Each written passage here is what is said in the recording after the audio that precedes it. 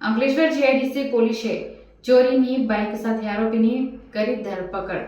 તાજેતરમાં જ માનવ મંદિર પર આવેલી બિલ્ડિંગના પાર્કિંગમાંથી ચોરી કરી હોવાની કબૂલાત કરી પોલીસે વાહન ચેકિંગ દરમિયાન ચોરીની બાઇક સાથે આબાદ રીતે વાહન ચોરને ઝડપી પાડ્યો હતો.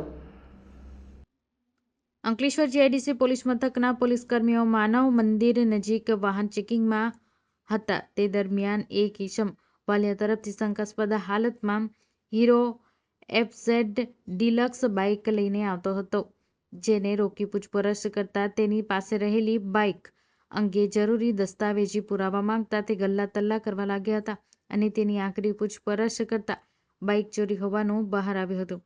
પોલીસે મૂળ મધ્યપ્રદેશના બાઇક ચોર સિલુ બડદિયા નરસિંહ રાવતની ધરપકડ કરી હતી તેમજ પોલીસે બાઇક ચોરી અંગેનો ગુનો દાખલ કરી તેની પાસેથી 50,000ની કિંમતની ચોરીની બાઇક જપ્ત કરી છે.